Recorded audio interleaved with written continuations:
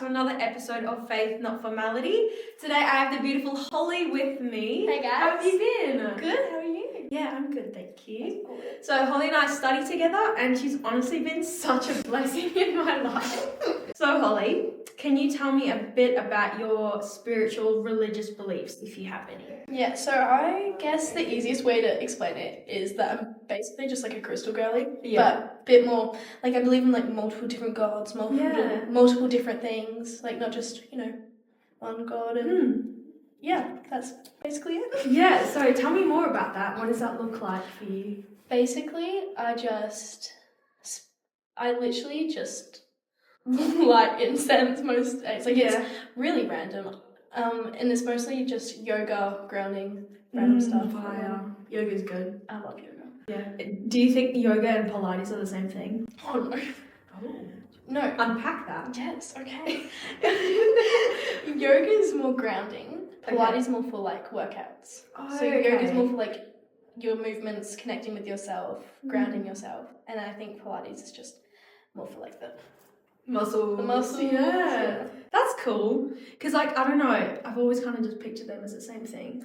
I think, it's very different because, like, you're wanting to work out with Pilates, but with yoga, it's more for, like, clearing your mind. Yeah. Like you said, grounding. Like, it's really good, like, what's the word? Meditative? Meditation, yeah. It's very much like that. So Awesome. So, growing up, what messages did you hear about faith or religion? Well, I grew up pretty much believing in the Christian God and Jesus and all that. Because, I went to a Christian school, heavily Christian school. Like, it was Christian, but it was very, this is the be-all or end-all. There is no other discussion. There is no other path. There is no other way. Yeah. This is what you have to believe, and there's no other. Like, it was very much controlling. So I literally had no idea that there were other religions. I had no idea that there were other ways to think. Yeah. Like, it took me moving schools to figure out, wait, this is a religion. This isn't like, there's like other things to believe in. So that was very much forced on me when I was a kid. But it wasn't by my parents, it was by my teachers and my environment.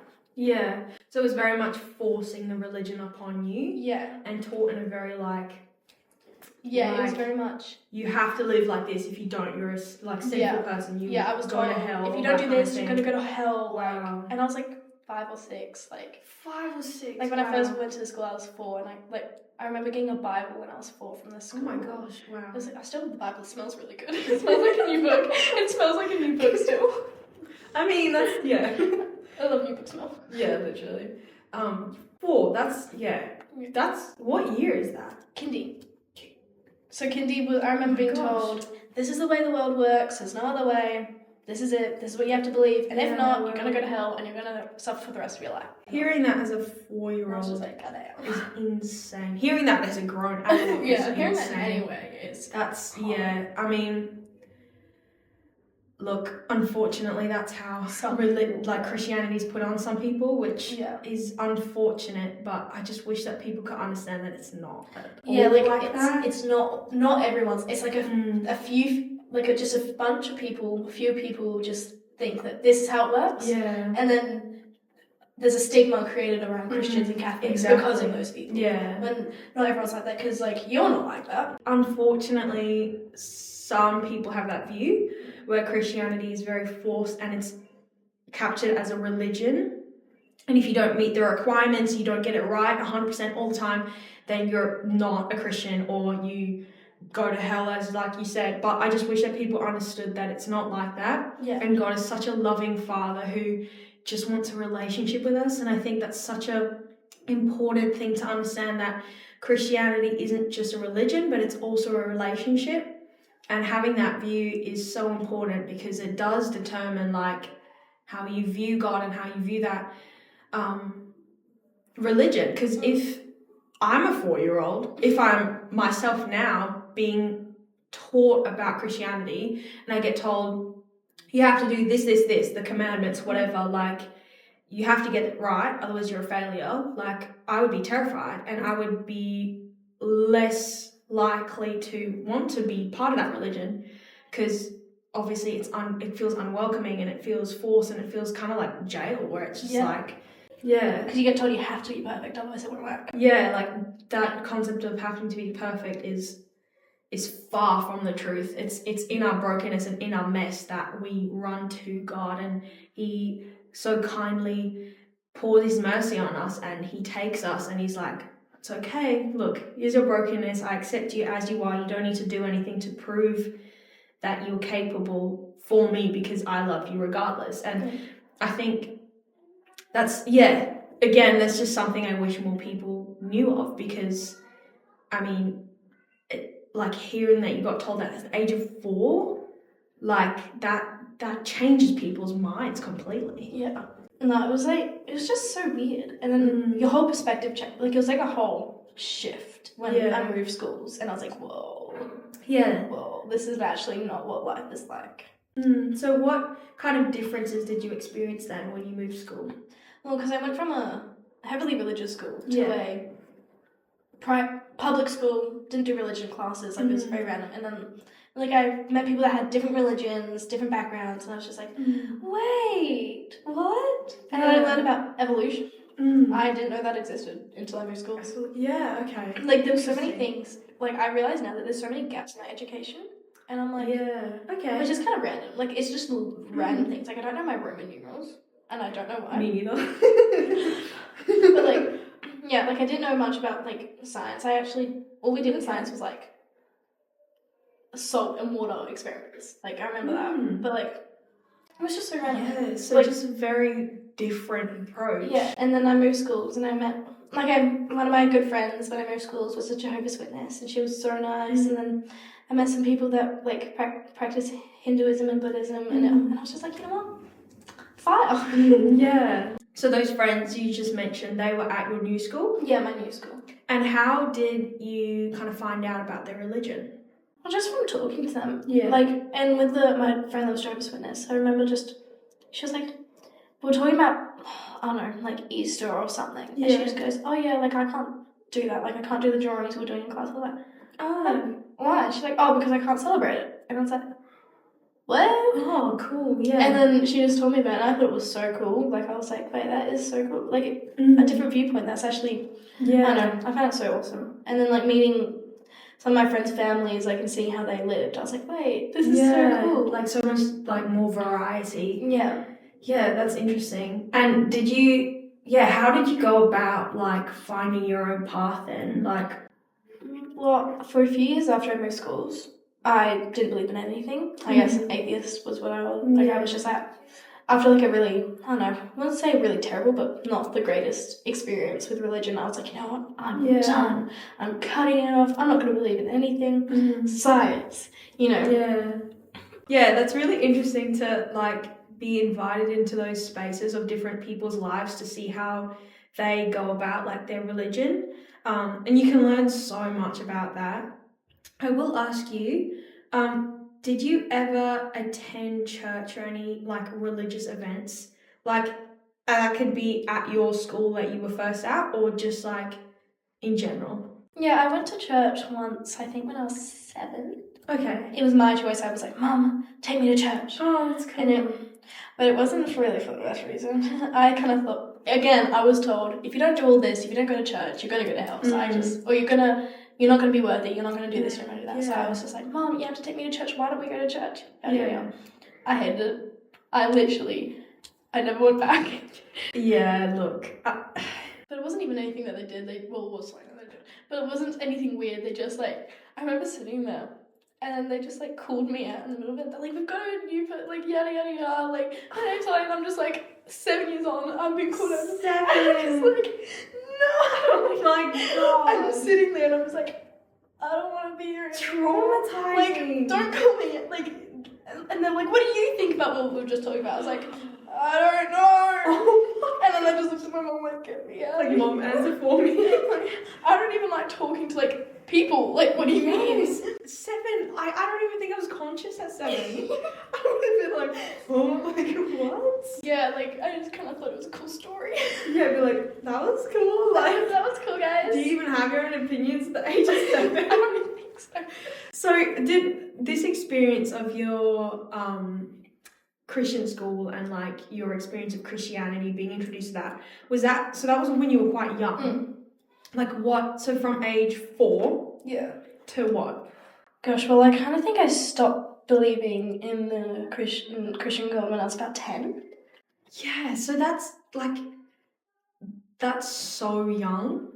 And like even for me, being brought up in a Christian family and like Christian household and having that like repeatedly not pushed on me, but like gently brought up and in guidance. That. Yeah, and guided in that and be like, this is what it could look like try this, you know.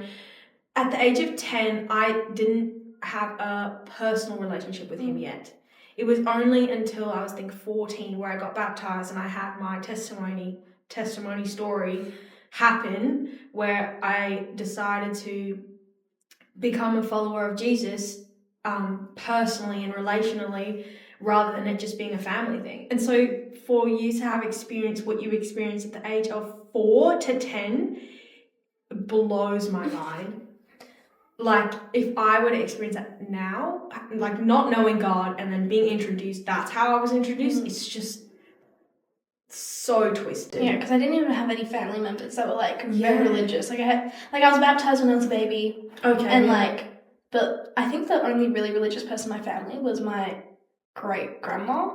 And I think then that's it. Like no one else is religious in my family. Yeah, okay. And what was that experience like then when you did want to go to church or talked about that kind of topic? I mean, with my family it was fine because I think they all they're like, oh yeah, for if we did believe it'd be Christianity. It wasn't but then it was fine. They were just like, oh yeah, chill, whatever. But I remember, I don't know, and I didn't have many friends that were Christian. It was just literally just let's try this out. Oh, that actually blows my mind. Like, genuinely, the fact that, I don't even have words for that. It shocks me to my core. Genuinely, I don't even know what to say because it's just I wish people understood Christianity in the way that I do. Not saying I understand it, not saying I am perfect, none of that. I'm messy, I'm sinful, I'm all of the above. But the way that God speaks to me in the quiet moments, in the watching a sunset, when I'm at church, feeling His presence, it's not this fluff that we all Christians use a lot of the time. And your experience, I hope that you can experience God in the way that I do. Not to say you have to dedicate yourself or anything like that, but just to understand that you are so loved by Him and you are so appreciated by Him, and nothing you do will ever make you good enough because He takes you as you are. He knitted you in your mother's womb, and that concept alone, I don't even know how I understand it, but I just choose to believe it, and that I know that experience is not right. Yeah, and so many people experience stuff like that. Yeah, and that's the sad thing. Yeah, and the more I was going through as a kid, the more they would go, oh, you have to accept it, you have to like it, because otherwise you're going to go to hell. And I was just like, but I don't like that people are being mean to me. I was getting bullied and they were just going, oh, but it's what God wanted, so just deal. And I was like, oh, okay, so you're not going to help me. I got no support from my school when I was being bullied because my teacher literally would just tell me stories from the Bible to make it better and leave it at that, and I was just like, thanks, but I actually wanted you to intervene. Yeah. with my bully. Yes, kind of beneficial giving you a Bible story to relate yourself to in a way, but even then it's just come on, let's use some common sense. You got to intervene, and the fact that bullying is so normalized nowadays, unfortunately, but number one, God didn't plan for that to happen. So what I'm learning is I'll be why did you make this happen? And then realizing that He's not the one who puts us in it. He's not the one who forces us to be bullied or plans it. It's just a concept that's so confusing to me still to this day, but He's the person who will bring you out of it when you choose to rely on him. And that can look like so many different things. And yeah, being told that when you're getting bullied at school, it's like, it's God's plan for you, so deal with it, is diabolical. It's just like, Diabolical. Yeah. That's crazy. It's just like, oh, okay, thanks, guys. Really appreciate that one. And then you end up resenting God for it. Yeah. So you're like, if you're being told that God planned for you to be bullied, let's say, put it into words, then you're like, okay, so why then would I choose to faithfully devote my life to you if you're causing me to be bullied? Like, if you're going to put me in pain, why am I going to respect you for that?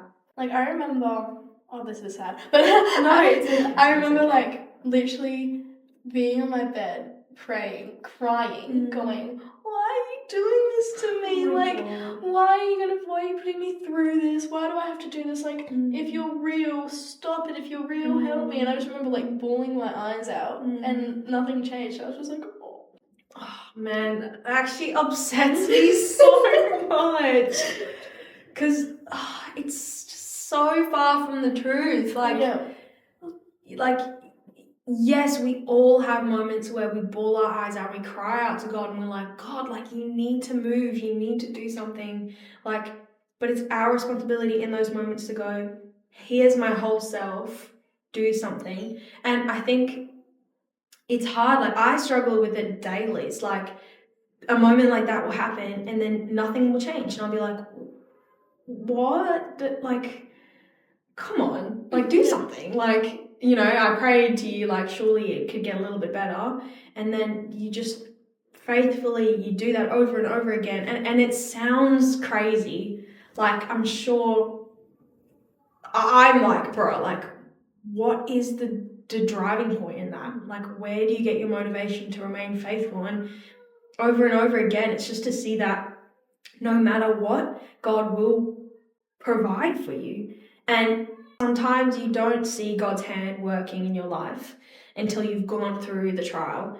And being able to reflect and look back and see how he's provided for you, not necessarily in a way that you would have expected, but just to see where little moments of, oh my gosh, wait, like, that couldn't have happened without God. Like, whether or not you realize that he is there. And like I said, over and over again, it makes me so angry that you're a 10-year-old girl figuring out life. Like, that's just the beginning. Like, that's a lot of people's stories with claiming God for themselves and starting a personal relationship with them. That doesn't happen until you're much older, when you gain consciousness, when you form opinions, when you, like... Yeah, like, it was really weird because I was so young and I didn't really think of it as religion. I thought of it as just, oh, I don't believe in this anymore. Like, it was kind of like I stopped believing in Santa or whatever. Yeah, like, so true. It was just like, no, I don't like this. Not going to believe in it. Yada, yada, yada. And then I kind of moved on, I guess, stopped believing in stuff. And since then, like, what has your journey looked like in terms of Christianity? Your opinion about it, your perspective, your influences, like coming across myself at where we study, like hearing my view about Christianity, like that's a big question, but go wherever you feel. Alright, well, when I first stopped believing in God, I was very much still angry. So I was like, oh, this is so... I don't like myself for this part, but I would just be like... Because I had a friend that believed in God, and I was like, but, like, why? But, like, how? Yeah. Like, he does all this... Like, he's not real. And I hate that I would do that, but I was just so angry about what I'd gone through. I was just like, no! Yeah. And then that kind of died down after a year or two. My anger died down. Yeah. Thanks so much, guys, for watching today's episode. Thanks so much, Holly, for joining me today. Thanks so for incredible.